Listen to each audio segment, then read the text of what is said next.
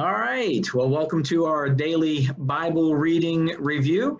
And we are into July, and so as the calendar changes, we have a new teacher with us. Waymon Hinson is with us. I want to thank Waymon for joining us. And we're on Zoom this week because I'm actually out of town and at South Padre Island, but taking a few minutes here to chat with Waymon. And if you can see out the back window there, the ocean is right there. So I know everyone feels real bad for me being at the beach, but we're enjoying our family time. So Waymon, thanks for joining us.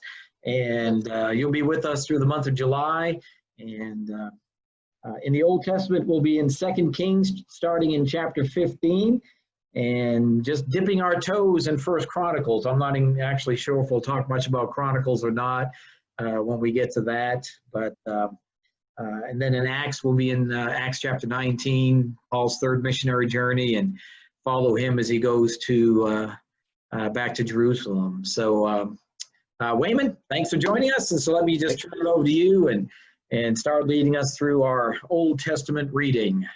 Okay, thanks. Thanks for the invite. This is a little bit different than standing up in front of a group of people there in the ark.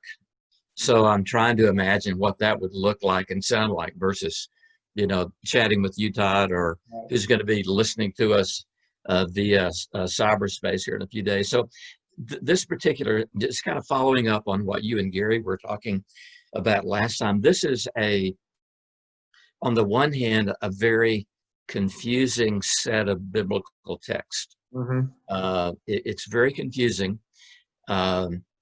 But then once we get the picture that the author is tagging Judah with Israel and Israel with Judah, that kind of going back and forth, there's a sense of historicity, so to speak, mm-hmm. that the author really has that helps the readers of this text really get kind of what's going on.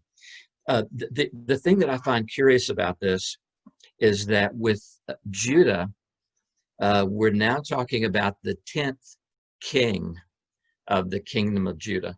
Okay. When we move down to Azariah, he's number 10 on a list of 20. And then on the other hand, over in Israel, when we are talking about wrapping up with Jeroboam II and moving into Zechariah, Jeroboam is the 13th king of the children of Israel, of the king, or the king of Israel. Mm-hmm. And so he's number 13 out of 19. So you have 13 out of 19 on the one hand, and then you have 10 out of 20 on the other hand. Okay. And they're going to go in sequential order.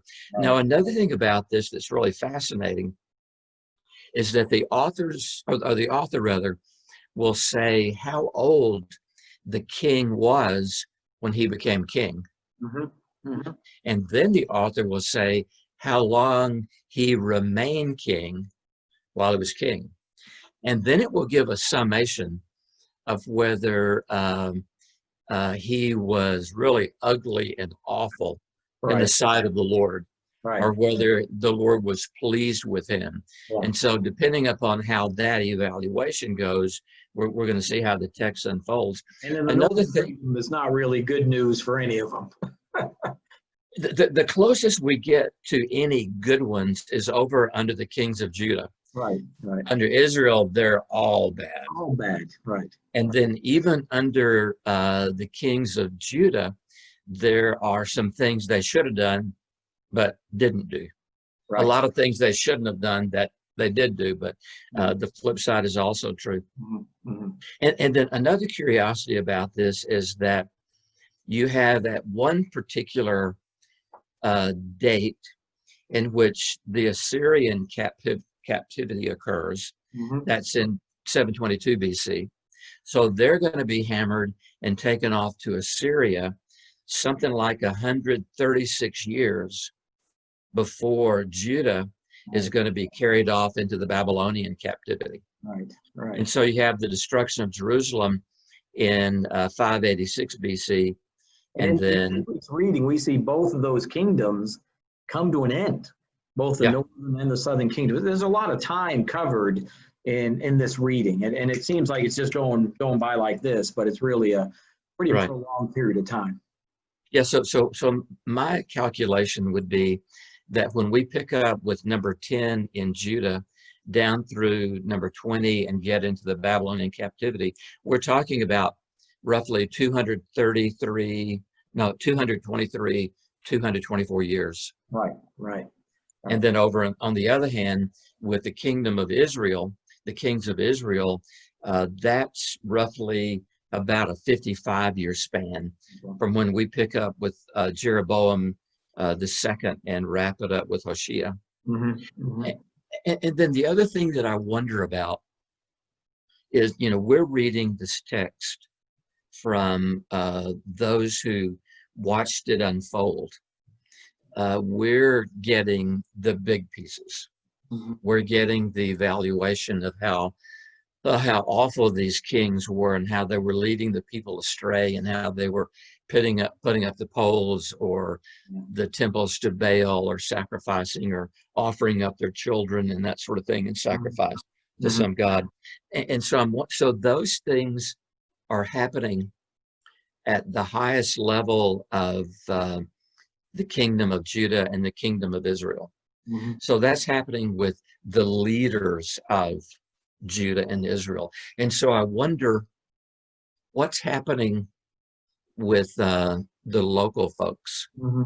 I'm curious about what's happening with the farmers, what's happening with the sheep herders, what's happening with the winemakers. So are they innocent victims in all of this political, spiritual nonsense? Or in some way, have they become part and parcel of the perpetration of these violations against God's laws? So I just kind of wonder about that, because there are a lot of times I think when it looks like the entirety of the nation is being penalized for the leadership errors of the few. And so I don't. Life, it seems as if even innocent people are suffering because of the sins of the leadership or the sins of the nation as well. One term that is introduced, and may not be introduced in this week's reading, but I saw it a number of times, is that term remnant. So this concept that the nation may be going to pieces, and the Assyrian armies and the Babylonian armies are coming in and destroying those nations, but there is this remnant. So I don't think we could give up on the idea that there are still some people that are very faithful, people that are worshiping God, not giving into all of this pagan worship as well. But the fact of the matter is, and this happens in our life as well, we live in a fallen world, and sometimes we suffer the consequences of those people who are in charge, and that's And that's when it really becomes hard for us to maintain our faith and believe that God is still for us and that God is working for us, and that there's something even beyond the kingdoms of this world. So but there is a remnant, and that is mentioned in this. And thank goodness for that remnant. Yeah. And thank goodness for the prophets who step out and keep on saying words of God. So under the kingdom of Judah, during this window of time that we're looking at today, you have Isaiah, Micah, Nahum, Habakkuk, Zephaniah, Daniel, Ezekiel, and Jeremiah. And then over under the other side, you have Hosea, Amos, and Jonah over there, but there aren't just a whole lot of prophets who are prophesying under Israel. It's kind of like God gave up on them. It's almost like they've reached the point of no return. Yeah. Point well made. Yeah. Another thing that I find curious about this reading is that on the one hand, we can view these things with a great deal of critique and evaluation and kind of shake our finger at them. You shoulda, you woulda, coulda, shoulda. But on the other hand, I'm thinking, if we were there living at the time, how possible would it be for us to have gotten caught up in the same sorts of things that the children of Israel were being caught up in? Exactly. Because there are some things, even in our culture, which this really as a warning for me, how much am I allowing culture to influence the way that I act, the way that I believe?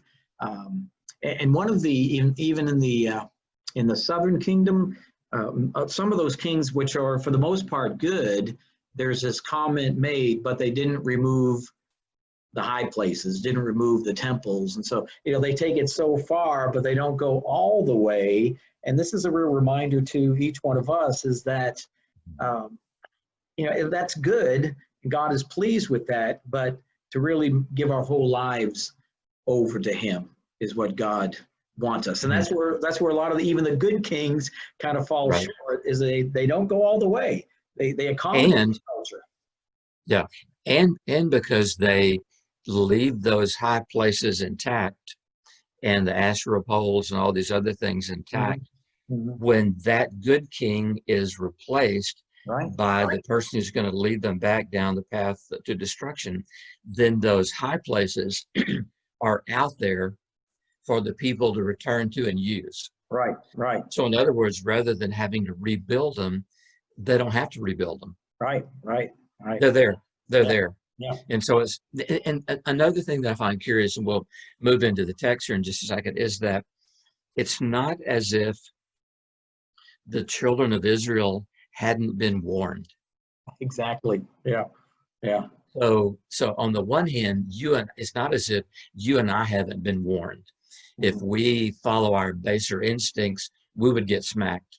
So it's like we judge the children of Israel harshly when they have been so clearly warned that if you do this, you're going to be destroyed. If you do this, you're going to be destroyed. But it also says that in the middle of that, it is so easy to lose our moorings. Yes. Yeah. It is so easy to lose our way. And so I think for me, what's astounding in the reading of these texts is that they lose their way so dramatically. And I'm wondering, did they lose their way so dramatically because we're reading such a short text about it? And was there a gradual decline of faithfulness, or is there a precipitous decline of faithfulness? So yeah, I'm just kind of wondering about those things in terms of how that would look. So when we look at first, just kind of fly through some of these things, Todd, and you feel free to stop me wherever you want to stop and elaborate. So you have 2 Kings chapter 15. You're picking up with Amaziah. He's only a kid. He's 16 years of age when he becomes king. Oh my goodness. And then he reigns for 52 years. And then he doesn't remove the high places. The people continue to sacrifice and burn, blah, blah, blah. And then the Lord afflicts him with leprosy. Right. Like, oops. Yeah. And then so he has to live separately until he died. And that kind of reminds me of something that I read in the Gospel of Mark this morning, that if you have leprosy, you live separately and you don't get touched. But Jesus had compassion on this guy and reached out and touched him. And he was so excited that he went and told everybody. Yeah. So you have a long kingdom under Azariah, because he reigns for 52 years. But his summary of those 52 years is very, very brief. We're talking only 7 verses. And then the next king of Israel, so you have Azariah. In the 38th year of Azariah, you have Zechariah, son of Jeroboam, becomes king over in Samaria. But he reigns. So you're switching on the other side. So he reigns only 6 months. Yeah. And so you have bad stuff over in Judah. You have bad stuff over in Israel. And again, we want at the end of the day for our, what's the word, our contribution to society or our legacy to be a little bit more than 5 verses. Yes. Yeah. When we remember Todd Coteau, Yeah, well, I don't It know. ain't more than 5 verses. When we remember Waymon Hinson, more than 5 verses, but that's what they got. And then you have Shalom following in the 39th year of Uzziah. You have Shalom, and he only reigns a month. Yeah. Again, very brief, short and sweet to the point. And so another theme that you have playing in here would be the notion of conspiracies. Whoever is on the throne, somebody wants them out. Mm-hmm. And not only does somebody want them out, but somebody is going to assassinate them. Yeah. So there's a lot of political intrigue that's going on along with the spiritual misguidedness. Mm-hmm. So then you have Assyria in verse 19, Pul, king of Assyria, invades the land, and Menahem gives them a whole bunch of tribute. And so when you do that, tribute means that you really are taxing the people. Right. You're just paying someone off not to kill you, basically. Yeah. And guess who's paying for all of that? The people. Right. But then some of the kings, it's a tragic kind of a thing, because in order to get Sennacherib off their the hit list or whatever, they're pulling gold and silver and bronze out of the temple. From the temple itself, yeah. From the temple itself. And dedicated to the service of God and paying off these foreign kings. And that's one thing that you'll notice. There's a lot of other action going on. You got Assyria, you've got Egypt, later on Babylon. And so there's a lot of other nations that are talked about in here. And one thing that I think is part of the downfall is that both Israel and Judah are turning to these other nations to deliver them and relying on their strength and their alliances. And where people like Isaiah is saying, you just need to trust in the Lord. And that's really a commentary on our lives too. Are we looking for other people to deliver us? Or are we putting our trust in the Lord? Right. Yeah. So Judah will look to some other kingdom to protect them against the Babylonians, or back and forth. Egypt, help us. Syria, help us. Edom, help us. Yeah. And so it doesn't really matter who it is, as long as the other kingdom that's going to help us has more soldiers, more horses, more chariots than us, so they can protect us against whatever. And so what's happening is that long before the children of Israel are carted off to Babylon or carted off to Assyria, they have already sold their souls to the highest bidder. Right. And even before final destruction, they are basically being controlled by these other nations. Yes. With these, tributes and things like that they have to pay. And so I think as I read the text, it's like those things are the leader's way of saying, God, we don't trust you. Exactly. Right. We're going to trust our military might. And then by trusting the military might of these other kings and kingdoms, then they become the weaker of the two, because they are now trusting them to protect them. And so I think there may be some applications of that in this day and age. How big of a military do we have? How many soldiers did Judah need? How many soldiers did Israel need? And then when they begin to pay tribute to another nation, then that other nation is going to be bigger militarily, stronger militarily, to protect Israel or Judah's interest. So just kind of harking back to the previous stories, the way that the Israelites won the battles was not because they had more people. It was not because they had better strategies. It was because they just simply obeyed the Lord. They marched around walls for 7 times. They blew trumpets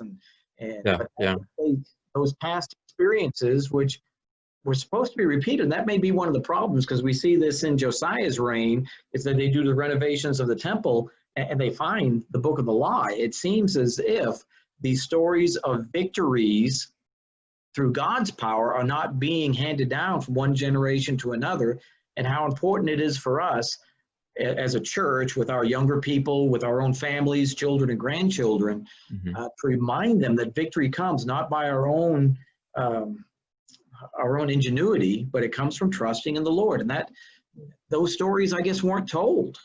They were handed down. Yeah.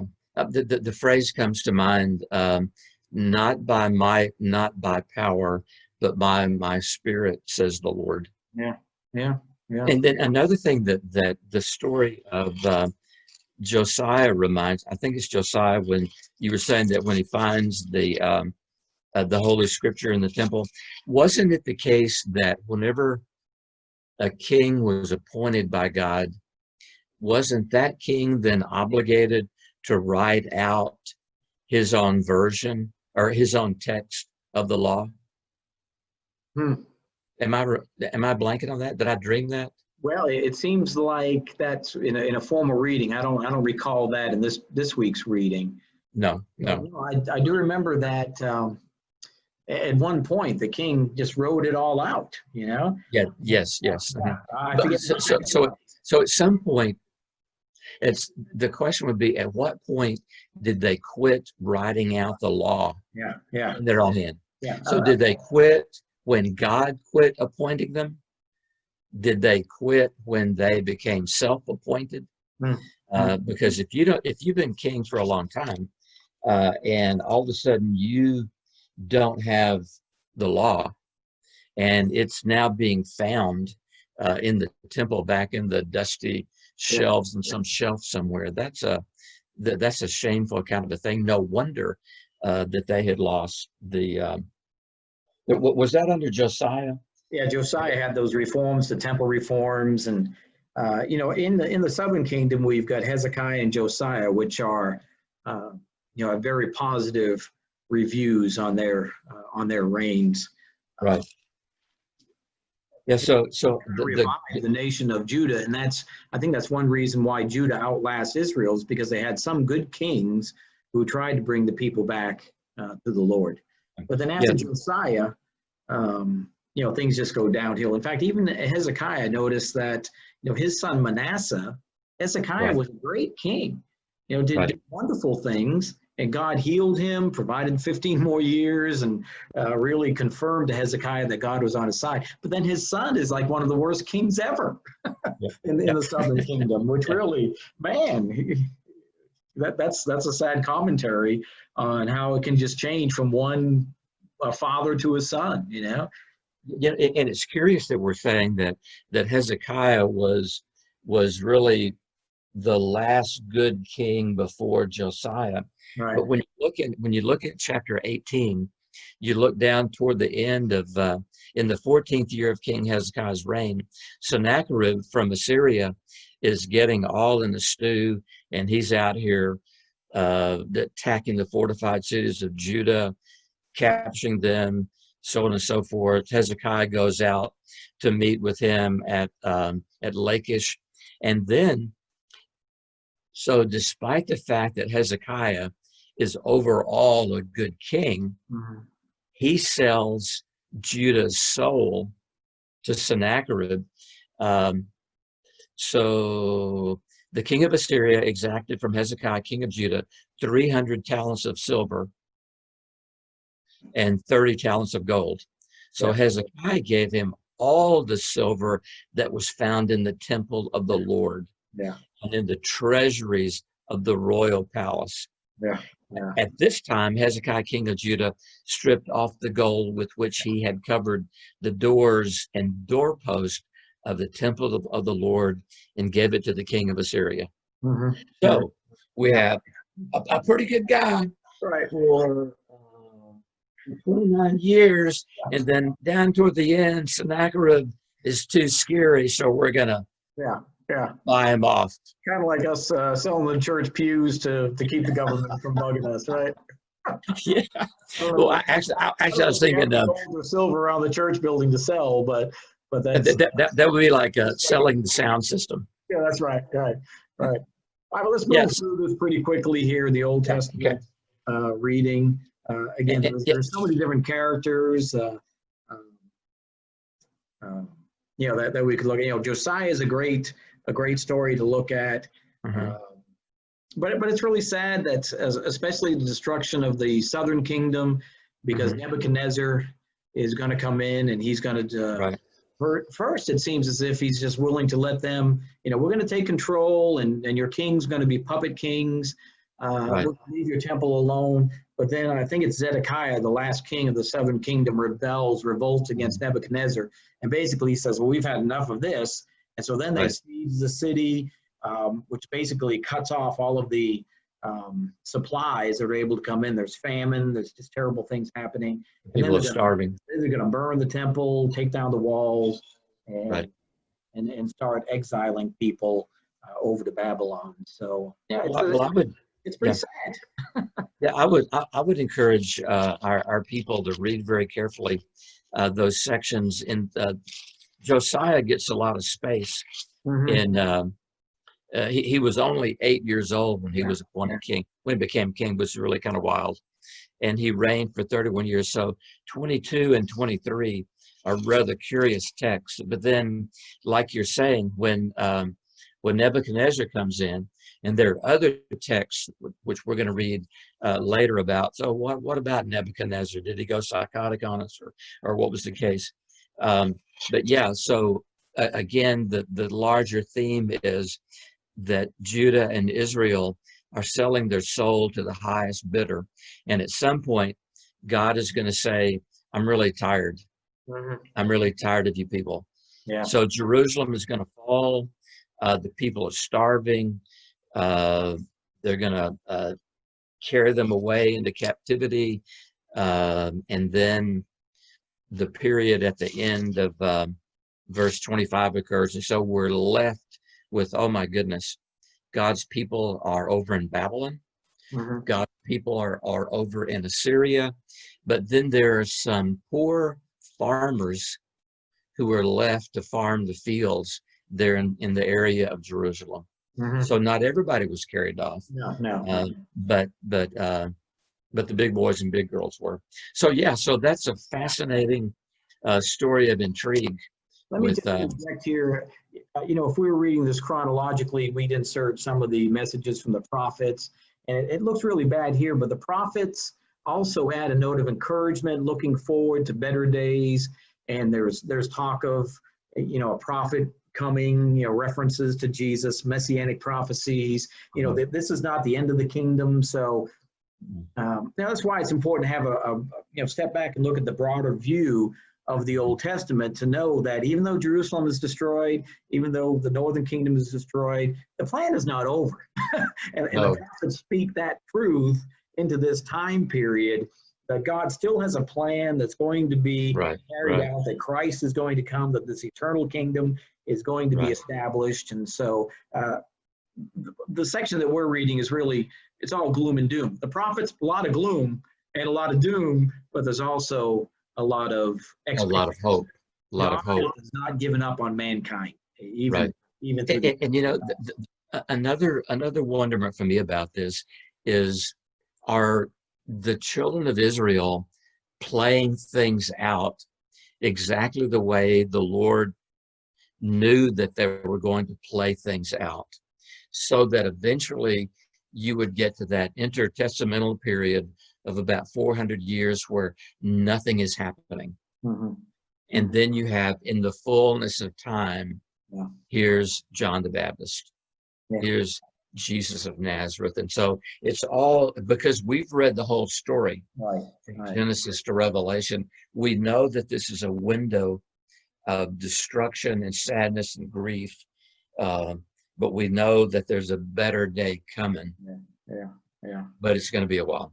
Right. And I think that's important to look at our own lives, because we go through, all of us go through difficult times, sad times when we feel that God is not at work anymore. But he is, even through our grief, even through the things that are destroyed in our own life. And it's hard for me personally just to step back and say, all right, this is not exactly where I want to be right now, but I believe that God is still working. And it's so important for us as Christians to see that right now, because in our time we could be looking, well, what's going on? Has God just abandoned us as his plan? Has he abandoned his plan? And he's not abandoned his plan. And to look forward to the end, to look forward to the consummation of this world, and to know that God has something in store for us. And I think even in our own lives, we can't give up hope that God is working through the tragedy in my life to bring about something. It works all things together for good to those that love him and are called according to his purpose. And so I agree with you. And what I'm trying to do in my own devotional life is to, as I've said in our team meetings, that I try to linger quite often in the Gospels, because in this day and age, I think to have the stories of Jesus and the words of Jesus kind of organizing our lives is, I think, really, really important. Yeah. So I just want to do what Jesus does, and I want the fulfillment of Jesus' dreams for the kingdom to be played through people like you and me and our kids and that sort of thing. Yeah. So shall we jump over to Acts 19 before? Let's go over to Acts. Yeah, we'll pick up when Paul's. This is we kind of look at this is Paul's third missionary journey, and the conclusion of that, and then he's going to go to back to Jerusalem. Not met with a lot of fans there, and this is going to begin a very difficult time in Paul's life. But yeah, Acts chapter 19 and 13 is where we pick up in the New Testament reading. And there's some really almost humorous things that take place in these texts. Okay. Yeah, because we're picking up with Paul in Ephesus. The destruction of Jerusalem. So go ahead. Yeah, so we're picking up with Paul in the city of Ephesus, and so Paul comes in and he's preaching, and these in verse 14 there of chapter 17, the 7 sons of Sceva, Jewish chief priest, the spirit they're trying to get out of says, Jesus I know and Paul I know about, but who are you? Yeah. And that whole thing sets off a series of events that could be catastrophic to the political and the economic and the religious culture of the city of Ephesus, Right. because that's the seat of Diana of the Ephesians, or Artemis. Artemis, And Diana, so, same person, same goddess, just different. yes. And so the creative people were out here building these little images to this goddess, and all of a sudden, if people aren't worshiping this goddess, then what's going to happen? The whole economy is going to be ruined. Right. She is going to be defamed across the whole world, on and on and on. Yeah. But in so Paul is in the middle of this, and the people are not going to let the word of God reign. And so they have this big assembly, and people are yelling and screaming and hollering. Verse 32, the assembly was in confusion. Some were shouting one thing, some another. And then the funniest line, if it's a funny line, is most of the people did not even know why they were there. Yeah, really. Okay. As with many riots, that could be said of many riots, I guess. But. Yeah, I'm just kind of wondering about that. Yeah. And then so Paul, is this where it says Paul? Oh yeah, Paul wants to speak, but the disciples would not let him. Yeah, right. And I find it really interesting. Paul was appointed by God to speak and teach and travel and all. And so it's kind of like, Paul, you mean those guys had more power than you did?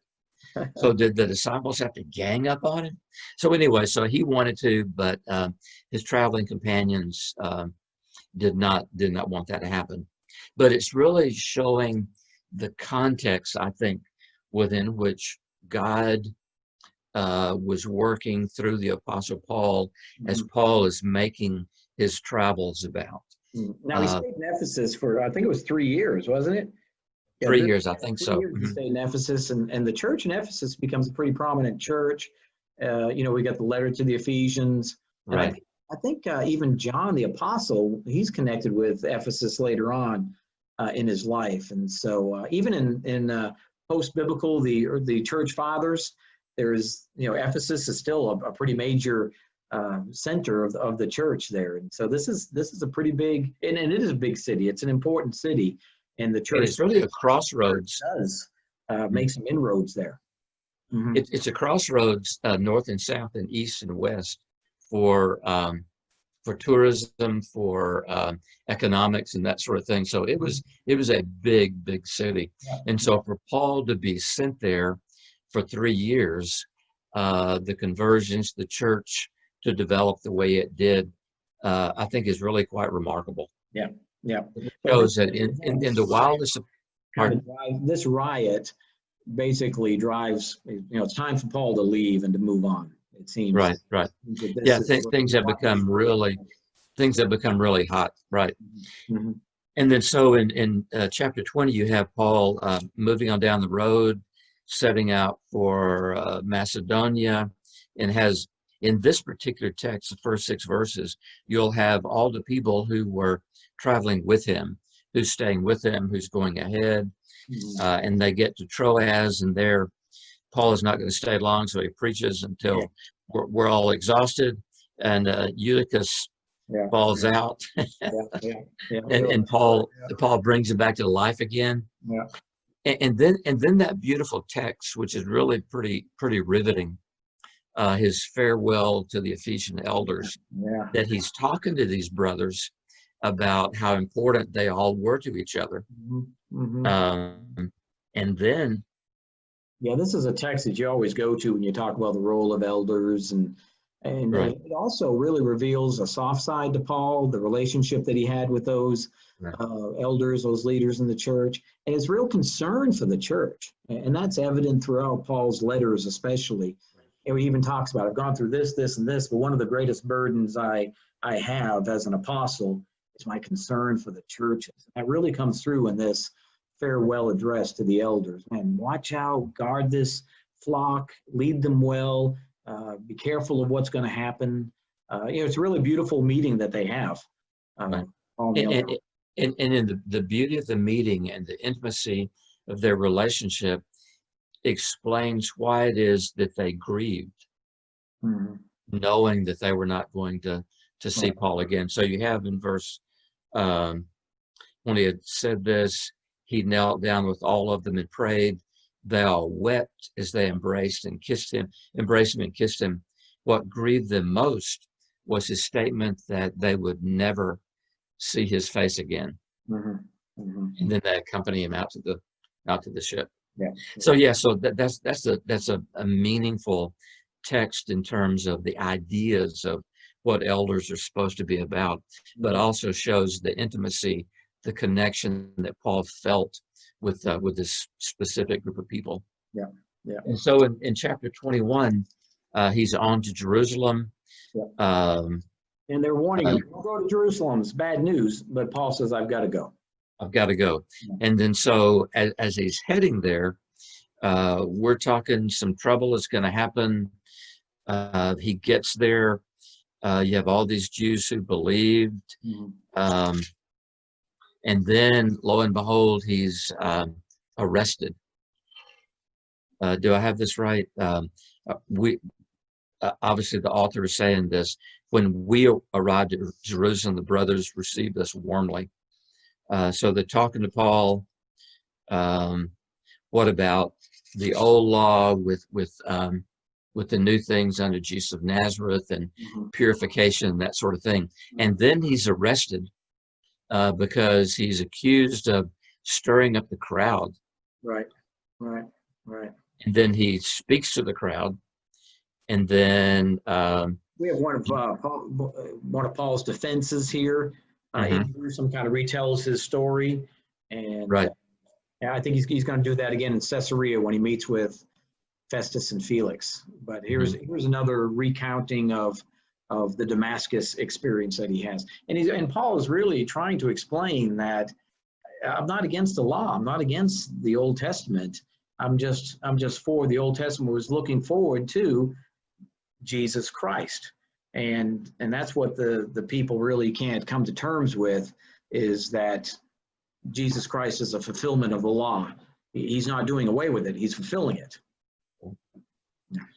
And Paul was fearless, because if you look at verse 31 of chapter 21, verse 31, while they were trying to kill him, news reached the command of the Roman troops, so on and so forth. So Paul then is able to speak to the crowd. He speaks to them in Aramaic, and then he gives his defense, which is really remarkable. And then when you move into the latter part of that chapter, it's Paul, the Roman citizen. Like, is it legal for you to flog a Roman citizen who hasn't even been found guilty? Like, oh my goodness. Yeah, then they're saying, wow. We are in trouble. Didn't know that. So, and the commander says, I had to pay a big price for my citizenship, and Paul says, but I was born a citizen. Yeah. And then before the Sanhedrin further plots to kill Paul, the Jews form a conspiracy and bound themselves with an oath not to eat or to drink until he's dead. Right. Yeah. So it's like, so Paul is admirable in the fact that he knows when he goes to Jerusalem, the opposition is going to be immense. Right. It's going to make Ephesus look like a walk in the park, so to speak, exactly right. Because this is serious business here. And then pretty soon he's going to be transferred on to Caesarea. So that news of those, I think it was 40 men who made that pledge to kill Paul, that gets to Paul through, I think it's a relative that tells Paul and the other officials. And so Paul really gets this very royal treatment, more or less, and he's got guards, and they're going to make sure that Paul is not killed by this mob, and get a fair trial. And the fact that he's a Roman citizen is really going to play in his favor to protect him.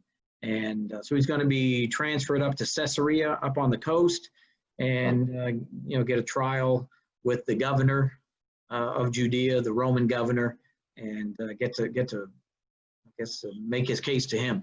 Yeah, and the curious thing is that the Roman commander wants Paul to be so well protected that he gets 2 centurions and orders them to get a detachment of 200 soldiers, 70 horsemen, and 200 spearmen to go on to Caesarea at 9 o'clock tonight, and then to give Paul mount so he can be taken safely. Yeah. He's got an entourage. I know he does. Yeah. He's got an entourage taking him. Yeah. And so that's going to bring him up to Caesarea, and he's going to. Right. I don't know if we get to this in this week, but he's going to be in prison there for I think a couple of years before he's going to move on from there. Yeah, I think that'll be in the readings for next week. Next week. Let me just say a couple of things that from the Old Testament and New Testament readings is that these battles between the Assyrians and the Jews, some of that is attributed with extra biblical accounts, some Assyrian records that have been found with some of these names. Not everything, and it doesn't give it's not given from the Jewish perspective, but some of these kings of Israel and Judah are mentioned in these extra biblical accounts, which really remind us that this is a real story that took place. And then, of course, last summer, got to go to Caesarea, Herod's palace, where Paul was tried, and these places really exist. And just a reminder to us that these are not fairy tales. This is not just a history that's been created by the Jewish people, but these are real things that really happened to real people. And kind of along those lines, Todd, back when I was in seminary back in the 70s, it was really interesting to go to the library and do original research on Nebuchadnezzar or Sennacherib, or my favorite name is Tiglath-Pileser. Right. And right about that time, one of my professors, Dr. Jack Lewis, released a book about historical foundations of the Old Testament. And so he's writing this stuff. But in this day and age, I just say, do you have any doubts? Google their names. Yeah, right. Because there's going to be a Wikipedia page. Yeah, and that's what I did about these before we got online here, to just to kind of remind myself of some of the historical background of what we have here.